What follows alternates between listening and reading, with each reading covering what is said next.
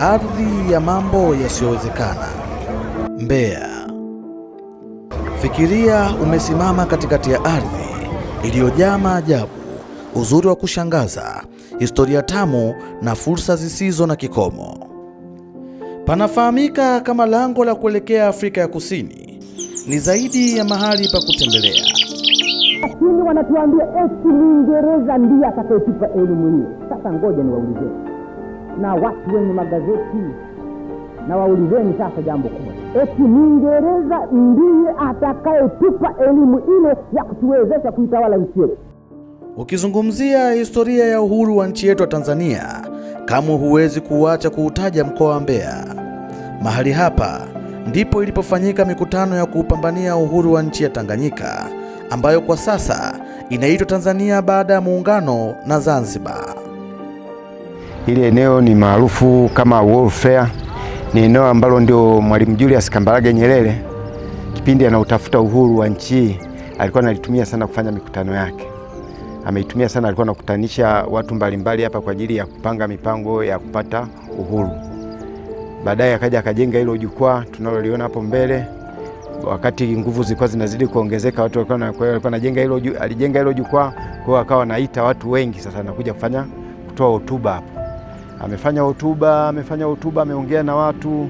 Baadaye ikaonekana kama wakoloni wanaanza kuzidiwa nguvu na Mwalimu Julius Kambarage Nyerere. Wakagundua anapofanyia mambo yake ni hapa, wakawa wanakuja naye kufuatilia kusikiliza anafanya nini.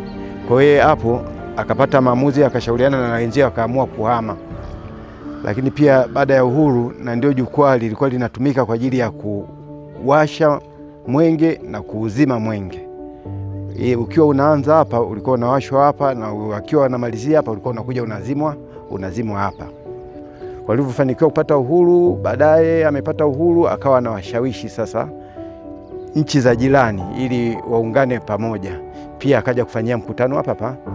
Ndio unaona hapo kuna kina Lumumba, kina Samora Machel, kina Rais wa Zambia hapa. Wote walikutana hapa, wakawa wanajadili namna ya kuifanya Afrika iwe moja, waongee lugha moja, waongee Kiswahili kama inawezekana, ndio iwe lugha ya Afrika. Mwalimu Nyerere alivyofika hapa alikuwa anawatumia sana bibi mmoja alikuwa anaitwa Biti Matola, lakini kulikuwa na mzee Kisoki, kulikuwa na mzee Mwangoka, kulikuwa na wazee wengi ambao ndio alikuwa anawatumia akifika hapa. Lakini alikuwa akifika hapa pia alikuwa anapenda sana kulala kwa Biti Matola. Bibi alikuwa maarufu sana huyo, na alikuwa anaipenda sana siasa ya Tanzania. Kutokea katikati ya jiji la Mbeya itakuchukua muda wa takribani masaa 2 hadi masaa 2.5 hadi kulifikia Ziwa Ngosi.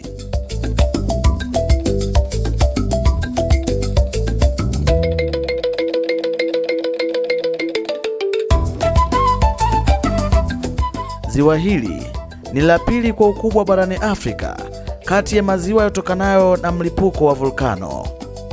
Ziwa hili limezungukwa na milima iliyojaa misitu inayolipa ziwa hili mvuto wa kipekee.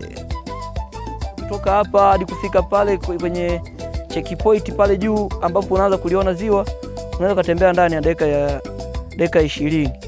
Kwa hiyo kama una uwezo kufika paka mtoni kuenda na kurudi hadi kufika hapa chini tunapoanzia kutembea, ukafika hadi kwenye maji ukashuka rudi hapa, ni ndani ya masaa 2.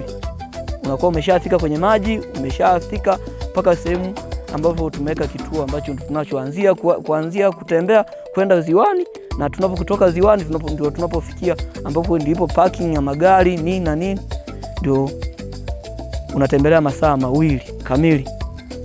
Na kama wewe ni mtembeaji, haya masaa 2 nimeongelea kwa yule mtu kidogo ambao ana mwili dhaifu, ila kama una mwili kakamavu kama wa kwangu, ndani ya lisali 1.5 nakuwa nimeshaenda kwenye mpaka lilipo ziwa na kugusa maji na kufika hapa, natembelea ndani ya lisali 1.5 nakuwa nimeshamaliza. Ukilitazama ziwa hili kwa juu, lina muonekano ufananao na ramani ya bara la Afrika. Ipo nadharia isemwayo kuhusu ziwa hili kutoka katika kabila la Wanyakyusa, wakidai kuwa mganga mmoja aliyefahamika kama Liwembe alipofukuzwa kutoka katika kijiji chake kiitwacho Ukwama kilichopo Makete, na kufikia Ziwa Ngosi baada ya wenyeji wake kuchoshwa na hila za uchawi wake. Mganga huyo alianza kuishi kando ya maji ya Ziwa Ngosi. Wenyeji wa eneo hilo walianza kupotea pamoja na mifugo yao pale walipokuwa wakikaribia ziwa. Wazee wa Kinyakyusa waliamua kulifanya ziwa hilo kuwa salama tena kwa kuchoma jiwe kubwa na kulitupa ziwani, huku wakisoma visomo vya mimbarani. Baadhi ya wakazi waishio katika eneo hili huamini na kutumia maji ya asili yanayopatikana kwenye jamii ya migomba inayopatikana katika milima iliyo karibu na Ziwa Ngosi.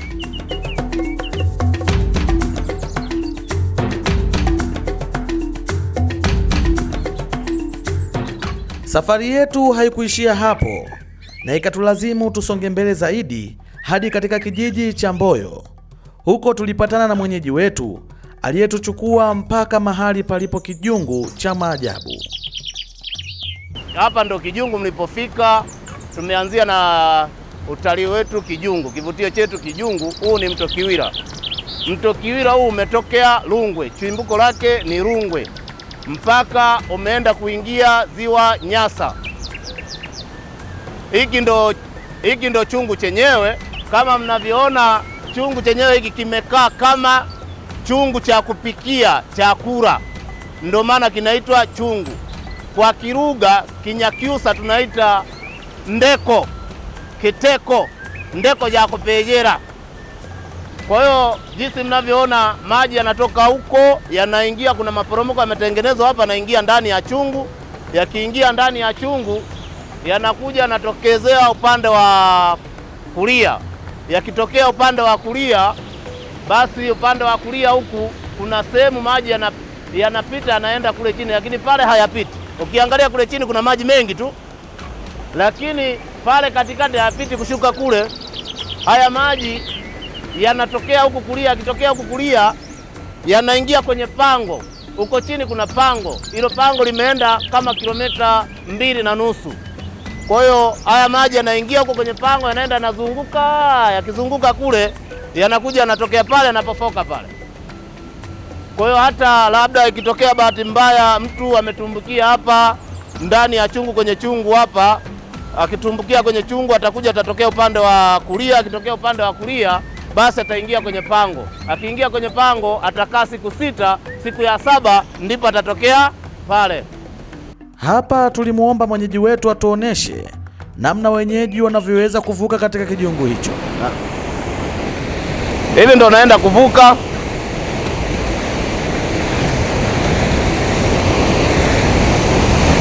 Hapa ndo nashuka.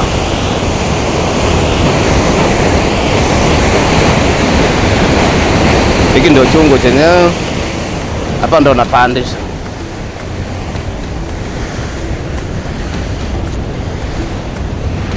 Hapa nimevuka. Hapa ndo naanza kurudi tena. Nimetangulia wakati napandisha, nimetangulia mguu wa kushoto, wa kulia.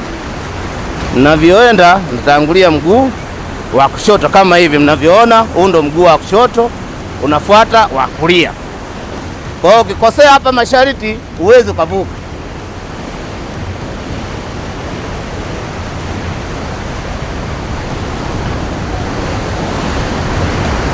Nadhani mmeona mashariti ya uvukaji wa hapa, lakini mashariti yake sio kwamba mtu yoyote yule anaweza kavuka, hapana. Na siwezi nikashauri kwamba mtu avuke hapa. Tunakataza, tena tunakataza sana, kwa sababu ni sehemu ambayo inahatarisha maisha, sio kwa wenyeji, sio kwa wageni. Na ninachomshukuru Mungu, kwa wenyeji hakuna mtu ambaye amewahi potelea hapa, kwa wageni. Ila wenyeji wale ambao wanasema wamepazoea ndo wengi wamepotezea sana, wamepotezea maisha yao hapa. Daraja la Mungu ni daraja ambalo limejengwa na Mungu mwenyewe. Hakuna mtu yoyote yule ambaye amelijenga. Ukiangalia lile daraja la Mungu, kwanza hapo zamani, wakati madaraja hamna, lile daraja walikuwa wanapita wanyama wengi walikuwa wanapita. Baadaye wakaja kugundua kwamba kuna mwamba umetoka ng'ambo hadi ng'ambo. Waliogundua ni Waandali. Waandali walikuwa wametoka kule Ileje, walikuwa wanakuja huku Rungwe kwa ajili ya kubadilishana mbuzi na ng'ombe. Waandali walikuwa na mbuzi, walikuwa wanahitaji ng'ombe. Kwa hiyo sasa pale Ndanyera, ili daraja la mwisho kuja chuo magereza Kiwira, ndo pale kipindi hicho hapana daraja, wao walikuwa wanaruka. Walikuwa watu 11, kwa hiyo lengo lao wavuke pale waende ng'ambo ya pili. Walikuwa wanafunga mbuzi kiunoni na kamba. Kamba ilikuwa ndefu, kwa hiyo anaanza kuruka. Aliruka wa kwanza, alitumbukia kwenye maji. Wenzio akasema tanyerite vuko mu. Maana yake hajaruka vizuri. Akaruka wa pili naye akatumbukia kwenye maji, wakasema tanyerite vuko mu, hajaruka vizuri. Akaruka wa tatu naye akatumbukia kwenye maji na mbuzi wake, wakasema tanyerite vuko mu. Sasa wakakuta bado wanapoteza maisha, itabidi sasa wale waliobaki wakaanza kupita pembezoni za mto, kwamba labda tukipita pembezoni za mto tunaweza tukalikuta daraja. Ndio wakapita pembezoni za mto. Walipofika kule chini wakakuta kuna nyasi zimetoka ng'ambo hadi ng'ambo, zimevuka mto, maana yake zimepita juu ya nini, ya maji. Sasa wakaanza kufuata zile nyasi, wakakuta pale chini kuna mwamba, alafu kuna kanjia kadogo, walikuwa wanapita wanyama, wanapita nyani, ngedere, wanyama pori wengi walikuwa wanapita hapo. Kwa hiyo walivyoanza kufuata kale kanjia, wanafuata na ule mwamba, wakakuta ule mwamba umevuka hadi ng'ambo. Ndo wao wakasema hili ni daraja la Mungu, limejengwa na Mungu mwenyewe.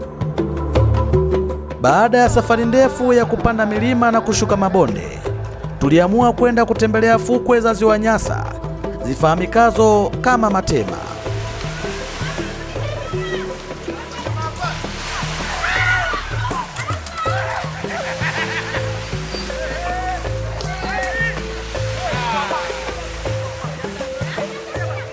Safari kuelekea Mpanga Kipengere haikuwa rahisi.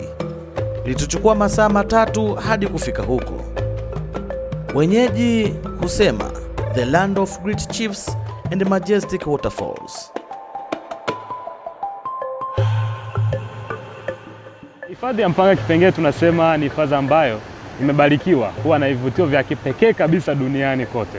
Na hapa Mpanga Kipengere tuna package za tofauti au package za kitofauti. Moja ya package ni package ya maporomoko ya maji.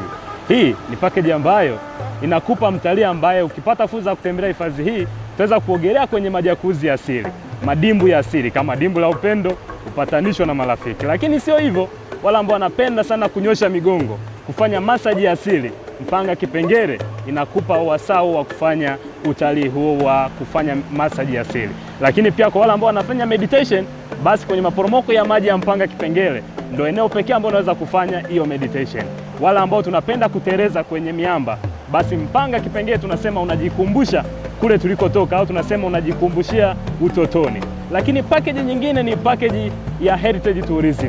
Hii ni package ambayo inakupa mtalii fursa ambayo unatembelea kujionea ngome ya Chifu Mkwawa na ngome ya Chifu Melele wa Sangu. Huku kuna ngoma aliyoitumia Chifu Mkwawa kama eneo bora la kupanga mbinu zake za kivita dhidi ya Mjerumani, lakini pia kujionea tiba ya asili ambayo ilimponya Chifu Mkwawa, ambao tunazungumza maji ya baraka. Lakini package nyingine ni utalii wa miamba au geotourism. Hii ni mojawapo ya package murua kabisa ambayo watalii walio wengi, wanachuo, researchers wakija Mpanga Kipengere wanastaajabu sana kujionea miamba ya aina yote tatu, ikiwepo mwamba tabaka, mwamba geu na mwamba moto. Mpanga Kipengere utahisi kama vile Mungu alipendelea vile, lakini ni asili ambayo inazungumza ndani ya hifadhi ya Mpanga Kipengere. Bila kusahau utalii wa maua ya asili. Hii ni mojawapo ya package ambao kwa wale wapenda nao, hapa nazungumzia honeymooners, Mpanga Kipengere ni the best kwao, ambao wakitembelea Mpanga Kipengere utaweza kujionea bustani ya dunia, utaweza kujionea maua ya asili kama upendo wa mama, ndoano ya Malikia, mjakazi mdogo, mstahimilivu wa nyika na chikanda. Hayo ni maua ambayo yanapendezesha hiyo bustani ya dunia ambayo inapatikana Mpanga Kipengere. Lakini bila kusahau, hapa nipo katika maporomoko ya mwisho kabisa. Kutoka kwenye maporomoko zaidi ya maji 100, haya maporomoko yanaitwa Lyamanguruve, ambapo mtalii akifika katika eneo hili au akifika getini tu mita 900 kufika maporomoko haya ambayo yapo ndani ya hifadhi ya Mpanga Kipengere. Ni unaweza kutembea tu dakika 5 tu unafikia maporomoko haya ukitokea getini. Ikumbukwe duniani kuna aina za maporomoko ya maji 14, lakini Mpanga Kipengere tuna aina ya maporomoko ya maji 13.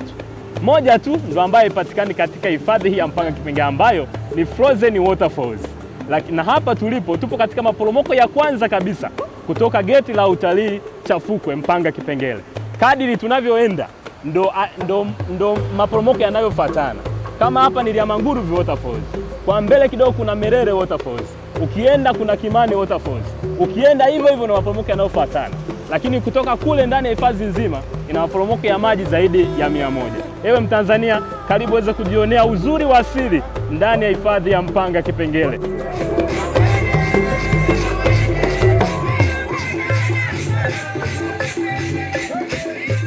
Mbeya si mahali tu kwenye ramani, bali Mbeya ni sehemu iliyobarikiwa vivutio vingi vya utalii. Wenyeji wa mkoa huu ni wakarimu sana. Karibuni sana mkoa wa Mbeya.